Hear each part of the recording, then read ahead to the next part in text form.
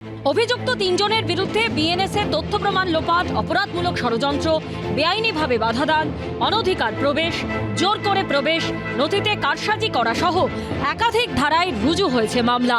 2024 সালের 9ই August RG Kar medical কলেজে কর্তব্যরত তরুণী চিকিৎসককে ধর্ষণ ও খুনের ঘটনা গোটা দেশকে নাড়িয়ে দেয়।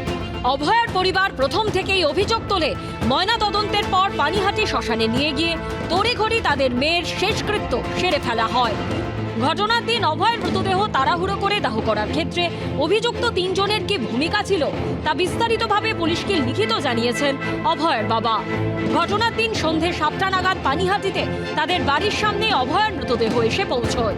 তার বাবার অভিযোগ, সেই সময় তৎকালীন তৃণমূল বিধায়ক নির্মল ঘোষ, 17 নম্বর ওয়ার্ডের তৎকালীন তৃণমূল কাউন্সিলর সোমনাথ দে এবং প্রাক্তন কাউন্সিলর সঞ্জীব মুখোপাধ্যায় জোর করে তাদের বাড়িতে ঢুকে পড়েন এবং মৃতদেহ দ্রুত শ্মশানে নিয়ে গিয়ে দাহ করার জন্য হুমকি দেয়।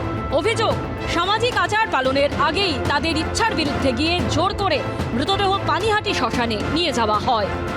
অভয়ের বাবার অভিযোগ, দ্বিতীয়বার ময়নাতদন্তের দাবি জানানো থেকে তাদের আটকাতেই জোর করে তড়িঘড়ি দাহ প্রক্রিয়া সম্পন্ন করে দেওয়া হয়। দুটি মৃতদেহ অপেক্ষায় ছিল। মৃতদেহর আগে হয়েছে, দুটো ভিআইপিরা ছিল, সেই জন্য ভিআইপিদের জন্য দুটো বডির আগে কনভিন্স করে তাদের রাজি হয়েছিল। তা দুটো বডি ভিআইপি কে আগে প্রাক্তন নির্মল ঘোষ ছিলেন, তারপরে প্রাক্তন চেয়ারম্যান ছিলেন। নির্মল ঘোষের রিকোয়েস্টেই এবার ওনারা থাকলে ওনারা তো একটা ভিআইপি আওতায় পড়েই, সেই কারণের জন্যই। অন্যান্য দেহগুলো অপেক্ষা করছিল। হ্যাঁ, কতগুলো? তখন বেশি ছিল না, একদিন মতো ছিল এরকম। কিন্তু কেন ওইগুলো থাকা সত্ত্বেও আগে তড়িঘড়ি নিয়ে যাওয়া হলো কেন? তার কারণ হচ্ছে ক্যাজরার ভয়ে। কিসের? পুলিশের এক কথা, কোন লোকাল লোক ছিল না, খালি পুলিশ আর র্যাব। অভয়ের বাবার অভিযোগ, তাড়াহুড়ো করে দেহ দাহ করার উদ্দেশ্যই ছিল তথ্য প্রমাণ নষ্ট করে দেওয়া।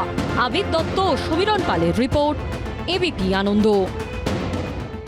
অভয়া বলিনি, অভয়া বলিনি, অভয়া বলিনি, অভয়া বলিনি। মানুষ আমাদের জিতিয়েছে অভয়ার বিচার দিতে।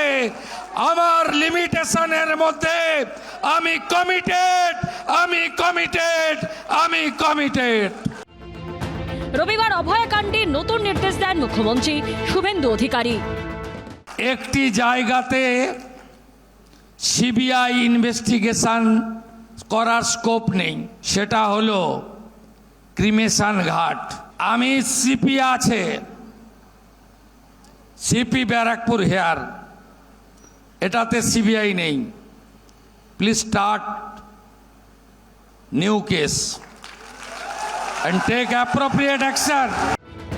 উত্তর 24 পরগনার পানিহাটি শ্মশানে অভয়ার মৃতদেহ তড়িঘড়ি দাহ করার ঘটনায় সোমবার এফআইআর দায়ের করল খড়দা থানা।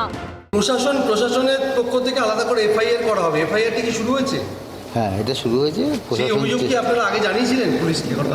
না, আগে জানায়নি, জানানো হয়েছে। এই হলো সেই অভিযোগপত্র।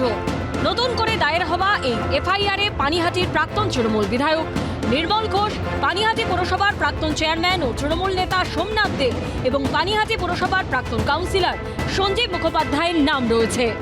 যেহেতু মুখ্যমন্ত্রী নিজে প্রকাশ্যে বলে গেছেন, বলেছেন এই ব্যাপারটা দেখতে, যে ব্যাপারটা আমার মেয়েকে তাড়াতাড়ি পুড়িয়ে দিয়েছিল, সেই ব্যাপারটা নির্মল ঘোষ, সঞ্জীব মুখার্জি আর সোমনাথ দে, কেন এর কি উদ্দেশ্য ছিল সেটা ভালো করে তদন্ত করতে বলা হয়েছে। আবিদ দত্ত ও সমীরণ পালের রিপোর্ট, এবিপি আনন্দ। এবিপি আনন্দ, এগিয়ে থাকে, এগিয়ে রাখে।